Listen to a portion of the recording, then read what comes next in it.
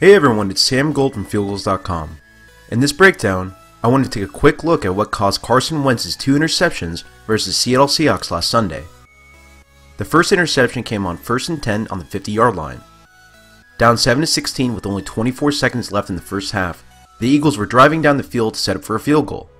The Seahawks have 2 safeties, Cam Chancellor and Earl Thomas on the field, and they play cover 3 buzz post snap, walking Chancellor into the box.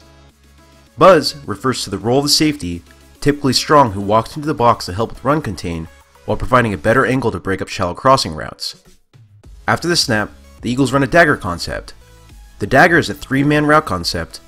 The slot receiver runs a clear out seam route, while the outside receiver runs a dig route sitting between the linebackers and safeties, and the tight end runs a shallow cross baiting the linebackers. The goal of this route combination is to create a high-low read on the underneath zone defenders, hopefully baiting them into taking the shallow cross. The route combination actually works as intended, but the Eagles' problem is Carson Wentz. He stares down Dorial Green-Beckham on his dig route, which completely tells Cam Chancellor to break on the route for the interception.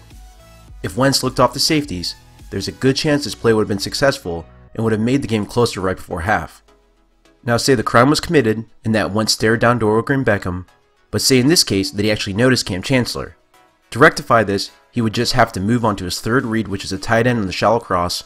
Passing to him would have allowed him to gain yards and get out of bounds. One more play like this and the Eagles would have been in field goal range. Going back to the play design, and for those that see the comeback receiver at the bottom of the screen relatively open, he isn't one of the main reads of the play. He would only be targeted situationally if he presents a good matchup. This is why Sherman is playing him casually, because he knows that the play is on the opposite side of the field. Let's move on to the second interception. Wentz threw this pick in the middle of the third quarter. It was 2nd and 6 on the Eagles' 6-yard line. The Eagles are in single back with run-heavy personnel, using 3 tight ends in the line of scrimmage. After the snap, Wentz fakes the handoff and the Seahawks drop into cover 3 sky defense. Cam Chancellor is a sideline zone defender at the top of your screen. The Eagles run a deep post with Bryce Treggs, while 2 of the tight ends release and run a stick-flat combo, creating a vertical stretch on the underneath zone defenders. With Richard Sherman smothering Bryce Treggs' post route and Earl Thomas ready to close, this is not a wise decision by Wentz to launch the ball deep. After Wentz throws the pass, it looks like Treggs loses the ball and slows down on his route. This is why Richard Sherman gets a free interception. From a blame perspective, you have to blame both players here. Assuming the receiver knew where the ball was, which I actually doubt was the case based on his body language, he has to fight for it to break up a potential interception.